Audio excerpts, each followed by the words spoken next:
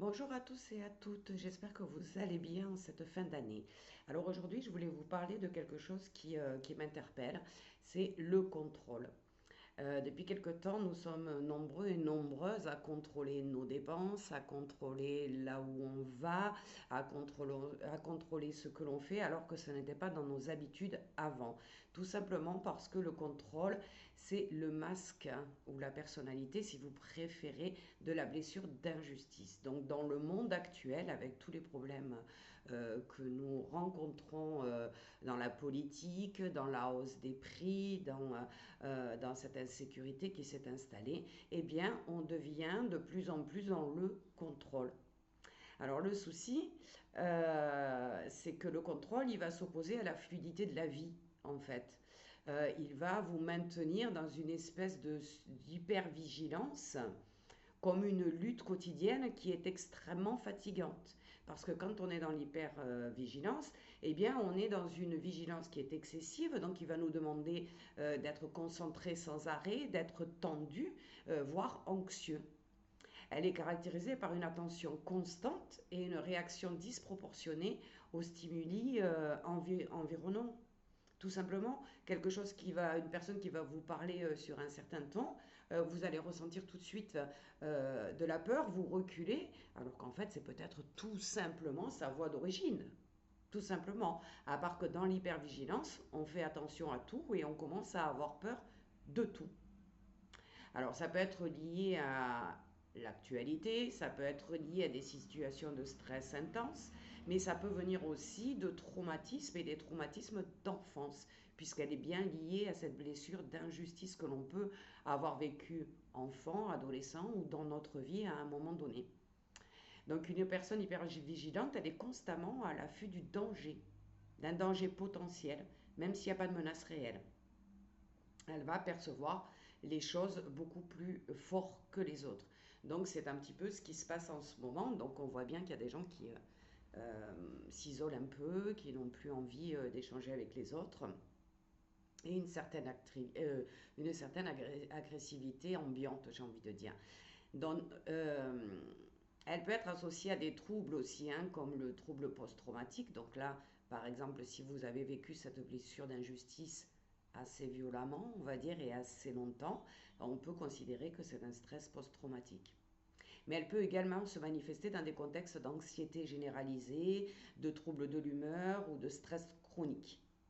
En fait, l'hypervigilance, euh, elle a des signes bien distinctifs, c'est-à-dire que ça peut être une grande sensibilité au bruit aussi et au mouvement autour de nous, donc réagir assez violemment quand il y a un bruit, sursauter, avoir des réactions excessives à des stimuli qui sont perçus comme menaçants en fin de compte. Hein. On a quelques secondes de peur, même s'ils sont anodins.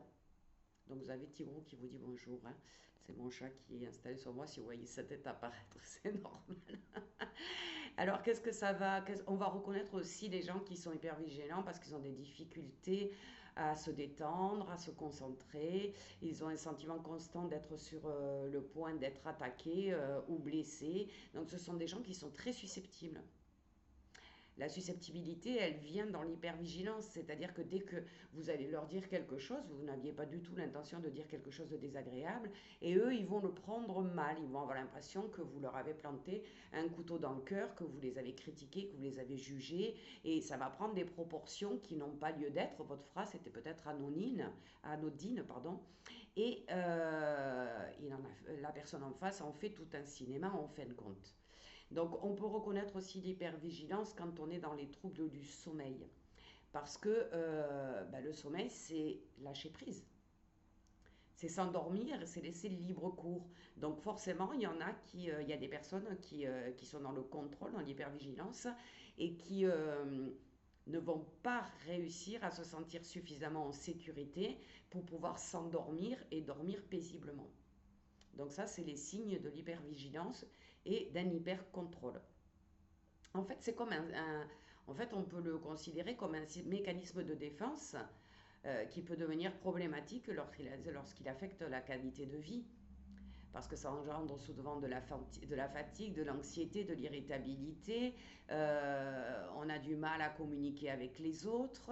On a du temps on a comment dire la je perds mon terme, excusez-moi, l'habitude de s'isoler, de se protéger, de tout contrôler, de tout vérifier. Et donc, vous avez le cerveau qui travaille en permanence. Est-ce que vous avez oublié quelque chose? Est-ce que vous avez bien fait les choses? Est-ce que pourquoi vous avez fait ceci? Pourquoi vous avez fait cela? Etc., etc. Donc, ça affecte profondément la qualité de vie, tout simplement. Donc, il y a effectivement des possibilités de retrouver un peu plus d'insouciance, de légèreté, de bien-être dans sa vie. Donc, dans ces cas-là, si on se reconnaît dans l'hypervigilance, on peut tout à fait se rapprocher d'un thérapeute qui va faire de l'hypnose, de l'EMDR pour déprogrammer les traumas de la blessure d'injustice. On peut aussi travailler avec de la relaxation ou des techniques un peu plus douces comme la sophrologie. Il faut en tout cas déterminer quelle est l'origine première de cette hypervigilance et donc de cette blessure d'injustice. D'accord? Donc, ça peut être très impactant. Il y a certains qui sont dans le contrôle, mais qui arrivent quand même à lâcher prise, à bien dormir, à se sentir en sécurité, etc. Bon, mais ceux-là, ils ont juste un besoin de contrôler certaines choses qui leur paraissent essentielles dans leur vie. Il n'y a pas besoin de thérapie. Maintenant, il y a des gens qui sont dans le contrôle constant et qui n'arrivent pas à en sortir et qui sont vraiment, mais vraiment fatigués de vivre comme ça, dans ce contrôle, dans cette peur. Hein, de tout. Alors ça peut être la peur de ne pas réussir quelque chose, la peur qu'il nous arrive quelque chose, et on a peur pour les autres, pour que son mari ait un accident de voiture, que ses enfants soient malades, on anticipe des peurs au moindre symptôme en fait. Donc ceux qui ressentent cette hypervigilance, ceux qui se retrouvent dans tout ce que je viens de vous dire, je vous invite à aller voir un thérapeute et vous faire accompagner parce que en quelques séances seulement, en général, allez, 2, 3 séances maximum, on peut gérer une hypervigilance assez facilement avec un thérapeute et des bonnes techniques. Donc pour tous ceux qui sont dans ce cas-là, si vous souhaitez que je vous accompagne, c'est tout à fait possible. Je suis à votre disposition au 06 52 21 30 29. Donc je reçois en présentiel, mais aussi en distanciel par WhatsApp ou Messenger, tout simplement, pour pouvoir vous accompagner à distance et ne pas vous laisser dans cette blessure qui pourrait gâcher votre vie, tout simplement. Donc je vous souhaite à tous une belle journée et je vous dis à bientôt pour une prochaine vidéo.